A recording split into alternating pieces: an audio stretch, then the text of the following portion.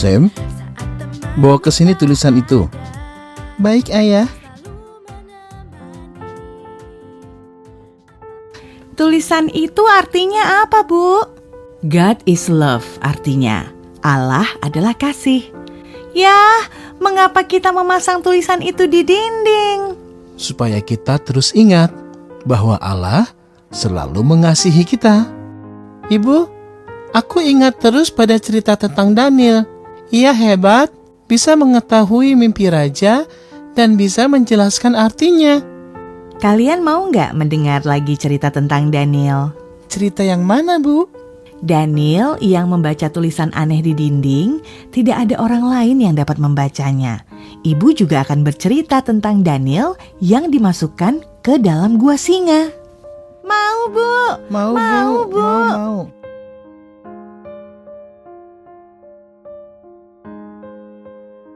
Raja Belshazzar mengadakan pesta yang besar untuk para pejabatnya. 1.000 orang menghadiri pesta itu. Di hadapan para tamunya itu, raja minum-minum anggur sampai mabuk. Ketika sedang mabuk anggur, Raja Belshazzar memerintahkan agar orang membawa perkakas dari emas dan perak yang telah diambil oleh Nebukadnezar, ayahnya, dari dalam bait suci di Yerusalem. Ia ingin minum anggur dengan menggunakan cawan yang digunakan dalam ibadah di bait suci.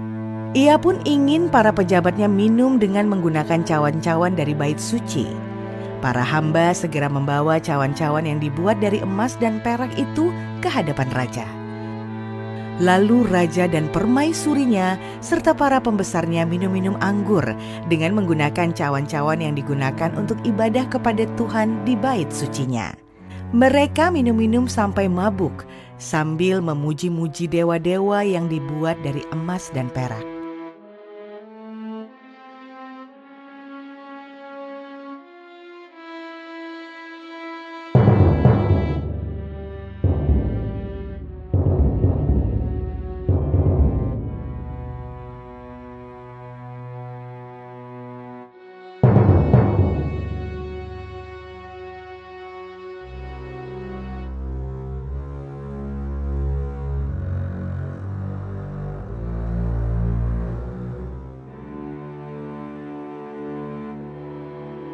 Ketika raja melihat kejadian itu, wajahnya menjadi pucat.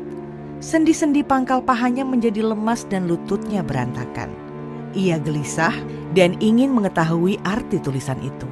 Para ahli nujum datang menghadap raja. Kami menghadap tuanku. Kalian lihat tulisan di dinding itu. Ya tuanku, kami melihatnya. Yang dapat membaca tulisan ini dan memberitahukan maknanya, akan aku beri banyak hadiah, pakaian, perhiasan, dan kekuasaan. Aku belum pernah membaca tulisan seperti ini. Aku malah belum pernah melihat huruf-huruf seperti ini. Sepertinya tidak ada di antara kita yang dapat membacanya. Tuanku, kami semua tidak dapat membaca tulisan itu. Kami belum pernah melihat huruf-huruf seperti itu. Aneh sekali. Tangan menulis di dinding, tetapi semua orang pandai tidak dapat membacanya. Semua ahli nujum telah datang menghadap raja. Tidak sanggup membaca tulisan itu dan tidak sanggup memberitahukan maknanya. Raja semakin gelisah dan wajahnya semakin pucat. Para pembesarnya sedih dan bingung. Ketika mendengar ucapan raja dan para pejabatnya, permaisuri masuk ke ruang pesta menghadap raja. Tuanku, janganlah pikiran-pikiran tuanku menggelisahkan tuanku, dan janganlah menjadi pucat. Mengapa kamu berkata begitu? Ada tulisan aneh yang ditulis oleh tangan yang jelas bukan tangan manusia. Ini pasti pertanda tidak baik. Bagaimana mungkin aku tidak gelisah? Dalam kerajaan tuanku ada seseorang yang penuh dengan roh para dewa. Ia sangat pandai dan sangat berhikmat. Ia memiliki hikmat yang seperti hikmat para dewa. Ia dapat menjelaskan mimpi, menyingkapkan hal-hal yang tersembunyi, dan menguraikan hal-hal yang kusut. Raja Nebukadnezar, ayah tuanku, mengangkat dia menjadi kepala orang-orang berilmu dan orang-orang berhikmat, para penasihat raja. Katakan, siapa orang yang hebat itu? Dia adalah Daniel yang oleh Raja Nebukadnezar dinamai Beltsazar. Baiklah, panggil Daniel sekarang juga supaya ia bisa menjelaskan makna tulisan di dinding itu.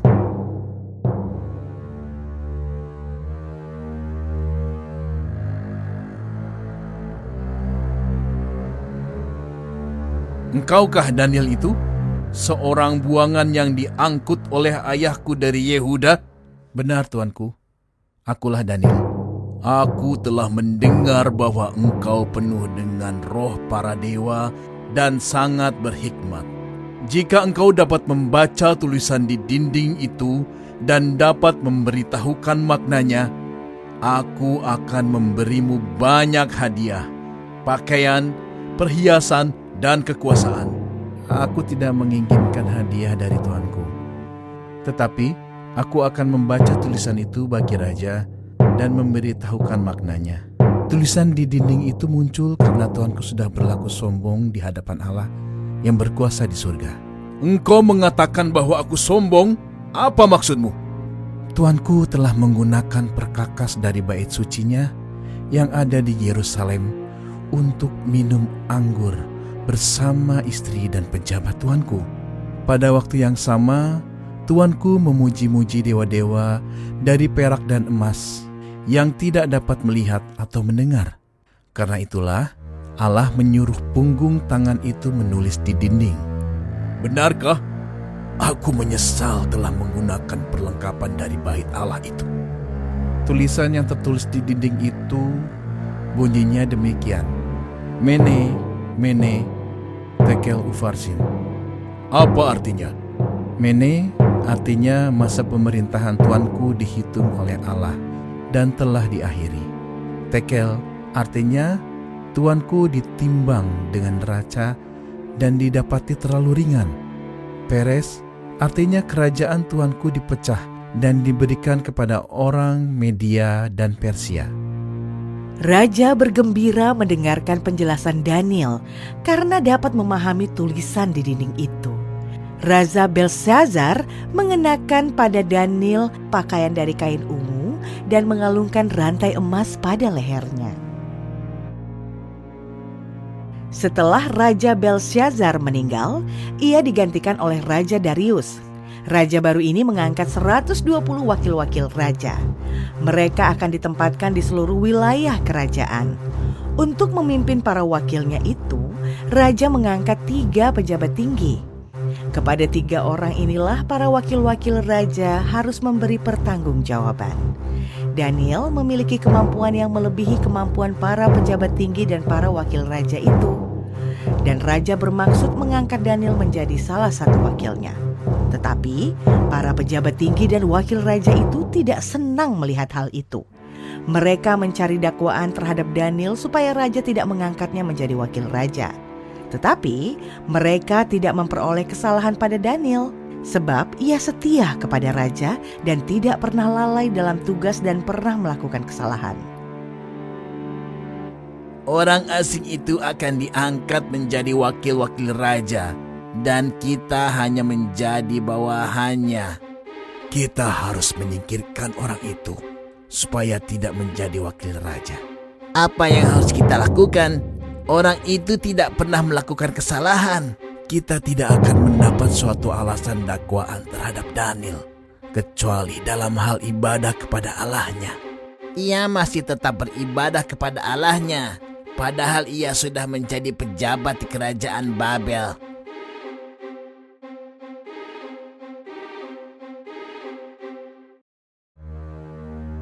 Tuanku, semua pejabat kerajaan, para menteri, dan bupati telah bermufakat untuk memohon tuanku mengeluarkan larangan untuk menyembah dewa lain selain dewa lain. Semua warga kerajaan ini hanya boleh menyembah dewa tuanku. Orang yang menyembah dewa lain harus dihukum dengan dilemparkan ke dalam gua singa. Mengapa kalian mengusulkan hal ini? Supaya dewa tuanku disembah oleh seluruh rakyat. Baiklah, aku akan menulis surat ketetapan yang kalian minta. Ketika mendengar bahwa Raja Darius menulis surat perintah itu, Daniel pergi ke rumahnya. Dalam kamar atasnya ada tingkap-tingkap yang terbuka ke arah Yerusalem. 3 kali sehari ia berlutut, berdoa, serta memuji Allahnya. Karena sudah mengetahui hal itu, mereka mendatangi rumah Daniel, lalu masuk dan mendapati dia sedang berdoa kepada Allahnya. Lalu mereka segera menghadap raja untuk melaporkan hal itu. Bukankah Tuanku mengeluarkan suatu larangan supaya setiap orang yang menyembah dewa lain akan dilemparkan ke dalam gua singa? Benar, aku telah membuat peraturan itu. Daniel tidak mengindahkan larangan Tuanku. 3 kali sehari ia berdoa kepada Allahnya. Setelah raja mendengarkan hal itu, maka sangat sedihlah ia dan berpikir mencari jalan untuk melepaskan Daniel dari tuduhan itu. Tetapi tidak bisa.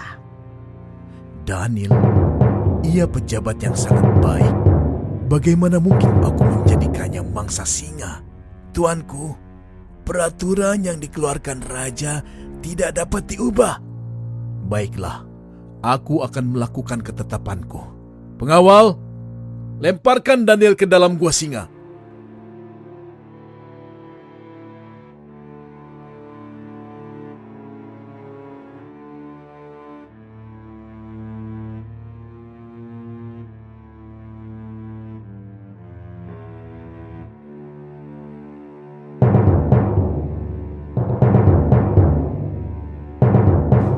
Daniel, Allahmu yang kau sembah itu akan melepaskan engkau.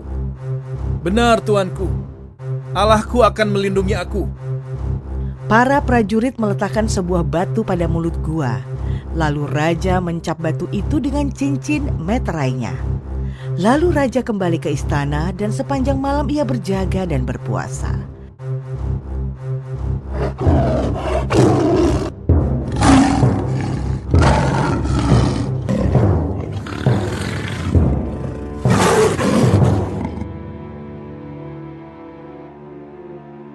Pagi-pagi sekali ketika fajar menyingsing, raja cepat-cepat pergi ke gua singa.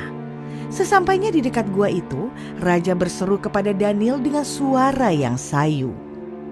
Daniel, apakah Allahmu yang kau sembah dengan tekun itu telah sanggup melepaskan engkau dari singa-singa itu? Tuanku, Allahku telah mengutus malaikatnya untuk mengatupkan mulut-mulut singa itu. Mereka tidak dapat berbuat apa-apa kepadaku karena aku tak bersalah di hadapannya. Raja sangat bersuka cita mengetahui Daniel masih hidup. Seperti yang diperintahkan raja, para prajurit menarik Daniel dari dalam gua itu.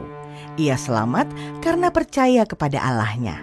Sesudah itu, raja memerintahkan agar para prajurit menangkap orang-orang yang telah menuduh Daniel itu dan melemparkannya ke dalam gua singa.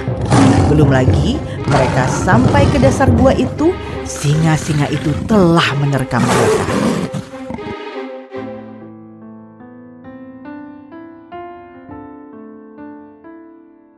Daniel adalah orang yang bijaksana. Kalian harus menjadi orang yang bijaksana seperti Daniel.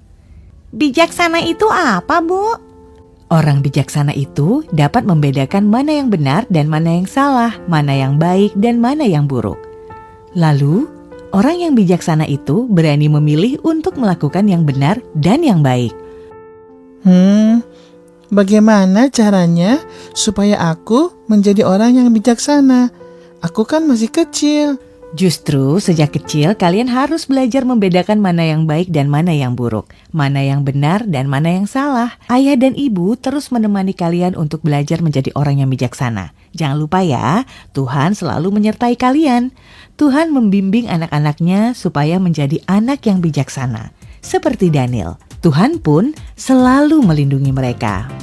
Dengan mendengarkan kisah-kisah di dalam Alkitab, kalian juga belajar menjadi bijaksana. Kalian belajar tentang orang-orang yang dapat kalian teladani hidupnya.